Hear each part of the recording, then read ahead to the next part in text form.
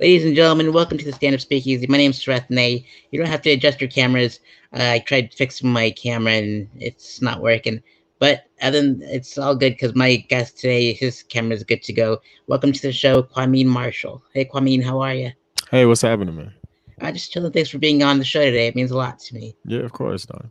How's you're a young comedian out of the city of Chicago, and what's that like? Living in Chicago at the moment, and what was it like before the whole pandemic hit? Um, I mean, Chicago is great. Usually, it's kind of trash right now, just because it's been discussing outside. But no, Chicago's decent, man. It's a big city. There's definitely like a lot of comedy going on here and like a lot of opportunities.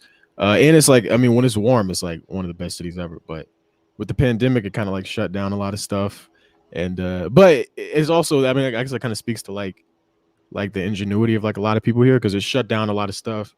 But then literally within like a month, like people were doing like backyard shows or like shows on like rooftops or shows like in parks. There was one show I was on that was like, it was like on the pier, it was like on a boat. So like you would like to distance people, like they had the crowd like on the pier, and then you were like standing like literally like on like a little boat like on the water. So yeah, I mean the pandemic like definitely slowed things down, but people like found like workarounds to like get stuff moving like safely.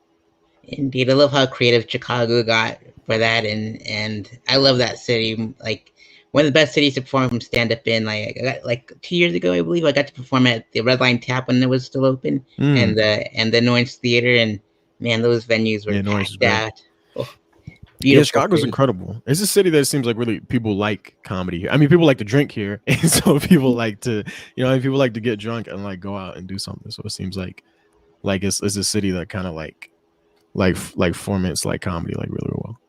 Most definitely. And Mm. which venues you've talked about the like outdoor shows and all that stuff. And before this whole thing happened, what were some of your favorite venues to perform in throughout Chicago? Annoyance is really great. Laugh Factory was really good. Um, Comedy Bar is another really good club here. Zanies is obviously like a great club. That's probably like the biggest one. But a lot of with Chicago, it's like, I mean, you have like the three main comedy clubs, but there's a lot of like smaller like independently produced shows. So it really just depends on like where people are like setting stuff up at. You know what I mean?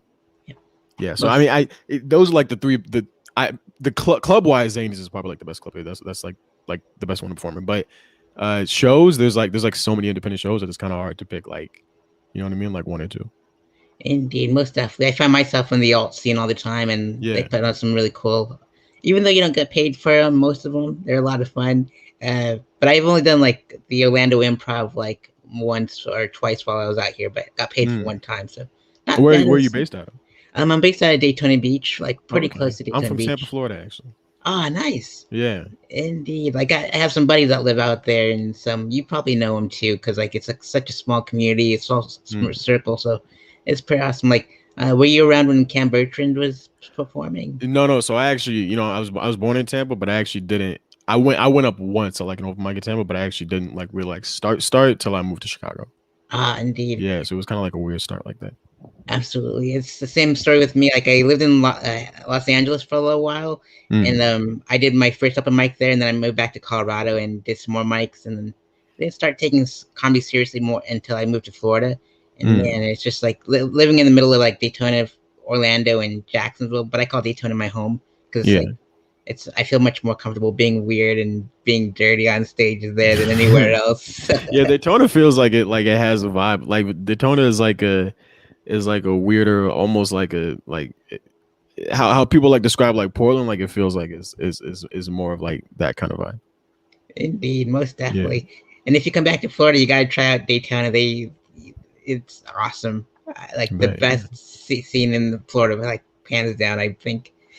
So, you also co-founded, you founded and co-host the podcast. I'll see you in help, and I think that's the coolest name for a podcast. Thank you. You're welcome, Kwame. And what made you pick that name, and how did it start, and all that good stuff? Oh my god, how do we pick the name? I don't know. I remember. I don't remember. I might have came up with the name, but I remember like we were fighting over the name for like 3 days because all the ideas we had we're trash. But yeah, I hosted with Kenan Adam Chick. He's another comic based out of Chicago, originally from North Carolina, and Cole Nolden, who's now he lives in LA, but he started in Chicago too.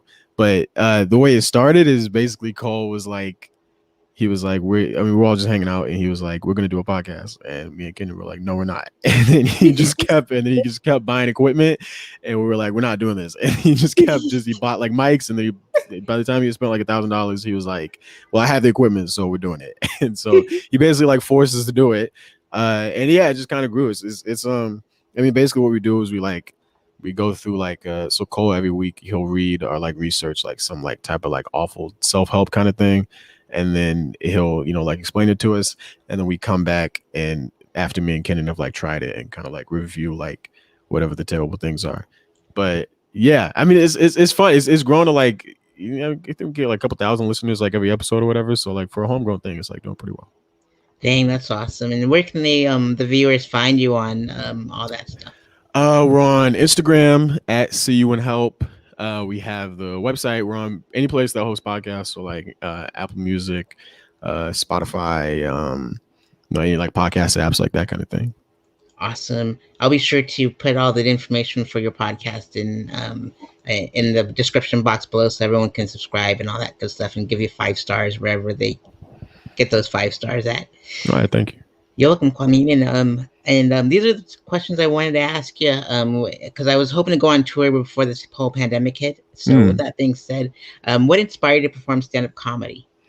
What inspired me? That's like a mixed question. I don't know. It's live. I mean, it's like I feel like I've kind of always been funny ever since I was a kid. But it's also it's like kind of the only it's one of the only things that I've like done and like immediately been like, oh, like I'm good at this, or like I'm, you know what I mean, like I'm meant for this, like you know what I mean. There's other things I'm good at, but it's like there's things that I've tried to do like creatively, growing up and stuff like that, where it's like maybe I it takes like a little more effort. Whereas like the first time I was on stage, which was terrible, you know what I mean. First time I went up, I ate shit, but it was like I did it, and I was like, oh, this just feels like natural, you know what I mean? Like aside from like being like the funny kid in class, or class clown kind of thing, I like doing it is kind of like the inspirational thing. Like it's like one of the only times that I feel like very very comfortable, or like I'm like fully myself, you know what I mean?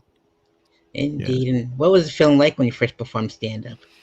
Oh, I was so nervous. I was like, I was like so nervous. Well, also, it's like at that time I first went up when I was 18, and I was still in high school. So like to me, like just being like in a place where people and I never even seen like a live comedy show. So like just being in a place where people were doing that, I thought like I walked in, I thought everybody was like a professional comedian. Like they were all like open mics. I thought like everybody was like, I was like, oh, these people must all like be like headlining professional comics. So I walked in like nervous as hell. Went up, basically just like read off my phone the entire time and completely bombed, and then went home like humiliated, and was like upset, and I was like, I'm never gonna do that again. So then the next time I went was like a week later, before like literally like 2 hours before I went, I just spent it like memorizing like word for word like my like 6-minute set, and then went up there and basically like a robot like said it all. And I'm sure if I look back on it, I would have been like, that was terrible. But at the time I got like 1 or 2 laughs, and I thought I like killed. So I was like, I gotta stay with this. Indeed, most definitely. And what are your favorite comedy specials and comedy record albums? Favorites. Wait, there's a lot. Can I just list out like a bunch of favorite comics? Yep. I love Chappelle, obviously. Love Gerard Carmichael. I love Chris Rock. I love Kurt Metzger is really great. Now Tosh, Bill Burr, yeah, a little bit of Bill Burr, Louis C.K. before the whole thing happened. Yeah, it's a lot of people. I like Morgan Murphy, Sarah Silverman, Jack Knight is really great. There's like a lot of people that I really love. So pretty much any of those people, I probably listen to like all this stuff. Wow. And a lot of those folks have been on TV and film, and I want to know your favorite sitcoms, sketch shows, and comedy films are. Sitcoms, let me think. I like with sitcoms, I tend to like stuff that's like I either like stuff like Seinfeld, that's like Seinfeld, or like Always Sunny, where it's like just trying to be funny, like there's no message here, it's just what is like the funniest thing these characters can say, or like stuff that is like kind of darker or doing things like a little differently. So like love like the Carmichael Show, I love Louis, Atlanta, like that kind of stuff. And then sketch Awesome. shows. I don't watch as many sketch shows, but In Living Color, Key and Peele, Chappelle Show, that type of stuff. Most definitely, those are some great choices, and I love In Living Color. I don't look that old, but I am old. But I love that show more than anything. No, In Living Color like holds up. There's a lot of like old sketches that I feel like with sketch comedy a lot since it's so like topical. Like there's a lot of stuff that you watch like some stuff from SNL in like the '90s. It was like this isn't really like hold up. This isn't really great. But like In Living Color and like Chappelle Show, like not only is like hilarious today, but like the social points like still hit today. Most definitely. Yeah. And if you can go on tour with any comedian, locally and internationally known, which comedians would you like to go on tour with? Ooh, who could I pick where it's like, well, I wouldn't want to embarrass myself, but I would, I don't know, maybe like Broad would be great. Maybe Chappelle, just because Chappelle shows seem really, really fun. There'll be like musicians performing and then mixing that with comedy, and I think he had like poets at one point. Like, yeah, Chappelle would be incredible. It seems like his shows are like really, really amazing. Most definitely. And let's see here. Which if you can get roasted by five comedians, past and present, which comedians would you like to get roasted by? Roasted by, ooh, who's a really good roaster? Kurt Metzger seems like a really great roaster. Big J Okerson seems like a really great roaster. Um, Let me think. Bill Burr would probably tear me a new ass. Patrice O'Neill would make me like rethink my existence. That's number one. If Patrice O'Neill could just Patrice O'Neill would like I feel like he would roast you and you would come out as like a different human being. Um, and then maybe like Anthony Jeselnik. He would probably tear you up too. Indeed. Yeah. And where do you see your comedy journey in the next 5 years? The next 5 years, I don't know, man. I'm still pretty young. I'm 22, and I've only been doing it for a couple of years. I would probably in the next 5 years I want to have like a full hour of stuff that like really really kills. You know what I mean? I'd like to have done a lot more road stuff. I'd like to have visited a lot more scenes. Um, been on the road more like with make connections with like bigger comics and like be on the road more with people and just I don't know just get funnier. Like I just with the goal thing I can kind of like mess myself up a little bit because it's like if you're like, oh, I want to be in at this club or I want to be doing these shows, and then 3 months later, like that doesn't happen, or a year later, like that doesn't happen. So I think the biggest things you can just focus on are just like building time and just getting funny. So it's just I want to have more time, and I want to just be like writing jokes, just better jokes, or writing more about stuff that like I want to write about. You know what I mean? Most definitely. Yeah. And speaking of writing, which other forms of comedy would you like to venture off into? You mentioned writing, like comedy, like sketch, improv, directing, acting, etc. I would love to write more, or you know what I mean, or to be like in a writer's room type of setting. Like I just think that it seems really fun, like being like in that energy of being in a space where it's like I've hung out with comics at bars and stuff like that. You've been hanging out with a bunch of comics and you're all just riffing, and there's just an energy there that's like indescribable. Like being able to have that, but then we all get to put that like on paper. That seems like that'd be incredible. So would love to like be in a writer's room at some point. As far as directing and stuff, I mean, I want to, but that's like so far in the future. That's like you know what I mean. But as far as like Most immediate things or things that could happen like soon, like yeah, like a writer's room would be incredible. awesome. And what is your favorite joke a comic has written? Ooh, oh man, okay. Let me think. It's either the what is it? It's either Patrice O'Neill's. Oh no, it's either Doug Stanhope's joke, his last his joke about football in out of context sounds weird, but his joke about like football and AIDS, or Patrice O'Neill's joke about black people and white people being at war and like how the other races have to like pick a side in that. Those are probably like my two favorite jokes of all time. Indeed. Funny story about Doug Stanhope. He was here in Daytona Beach for like a show, Oh, and for real? he crashed our venue, my homeroom at the Tiernog Irish Pub, and did some time with his Really? pals. Oh man, it's so awesome. I It's heard he's like a really nice guy. The people I know who have met him, he seems like really, really. He seems like he like makes time for a lot of people, so that seems cool. Yep, Mm, indeed. It was cool stuff, and it was like such a blessing for us Daytona comics because not a lot of famous people come here and mm, do that kind of stuff for us. It's pretty neat. that's awesome. And what experience would you like your audience to take with them after the set is over? Experience. I don't know, because again, like I'm young, so I'm still like even developing like what type of comic like I want to be, and you know what I mean. I'm kind of like just getting to a place where I'm like writing the stuff that I like being able to like be like I want to write about this thing. So how do I make it funny rather than just like something funny like falling into my hands kind of thing? But hopefully a mix of uncomfortability, but also maybe a little.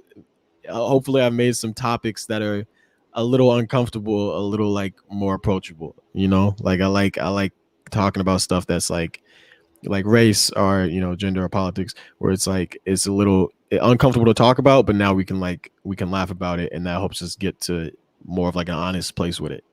You know what I mean? So a little bit of like uncomfortability, but also like a little bit of like a oh, we can be honest now. You know what I mean? Like we kind of like taking a weight off our shoulders. Indeed. And Kwame, for this episode, we're raising funds for the Little Italy Mutual Aid Project. And why Yeah. did you choose those fine folks to raise funds for? Well, yeah, I've been interested in mutual aid for a little bit. So mutual aid is basically just a thing where it's like it's kind of like an alternative to charity, kind of where it's like instead of like because a lot of charities, it's like you have to be homeless, or you have to prove that you're this, or you have to be a student or whatever. Whereas mutual aid is more it's so about the idea of like rather than having like a top down thing that's going to give us money, it's like what if the people are just like giving money to each other, you know what I mean? So rather like going to a charity to try to get them to pay your rent, what if your neighbors just pay your rent because you can't make it, and then 3 months later we all pay that guy's rent, and then we all pay, you know what I mean? So it's a way of like pooling resources together basically. And the Little Italy is it's my neighborhood where I live in Chicago, so I'm just trying to get more involved in the community. Awesome stuff. And Kwame, as you were nominated for my show, this is like the stand-up speakeasy, so it's like the Prohibition, the Roaring Twenties, the secret society of stand-up comics during these times. So with that being said, Kwame, which comics in Chicago would you like to see on a future episode of the stand-up speakeasy? Oh, Marcus Banks would be really, really great. Um, Maybe like Marcus Banks, Maddie Weiner would be really cool. Kenyon would he'd probably love to do it. Yeah, those are probably like my three. Awesome, fantastic. And this was like on my mind for a little while, and I was wondering if I asked about your favorite comedy films yet. You said films, Yep, but not specials like movies. yep. Let me think. I just rewatched Blazing Saddles. Blazing Saddles holds up. That's incredible. Let me think. Blazing Saddles. I'm trying to think. So I'm trying to think movies that are like actually like laugh out loud, like haha movies. Blazing Saddles is up there. I'm sorry, I'm so bad. I'm blanking on stuff. Annie Hall, even though Woody Allen is a weird person, but Annie Hall still holds up. Um, Airplane is really really funny. Yeah. Awesome, great stuff. And everyone at home watching, I am hoping to raise funds for all the comics on the show, and also raising their social media numbers up. So when comic clubs actually open, like coast to coast, they'll have all those numbers up that they're looking for. So Kwame's Instagram and Twitter and Venmo is all on the bottom there. So if you can follow him, that'd be fantastic. They're also in the description box below, so you can just copy and paste and follow. And Kwame, with that all being said, are there any final words you'd like to give out to the audience at home? Ooh, I'm bad with final words. I don't know. I'm trying to think of like a quote or something. I don't know, man. Just keep trying to survive this whole pandemic thing. It's crazy, but comedy is gonna be back. It's coming back slowly. You know what I mean? But comedy will be back. Laughs will be back.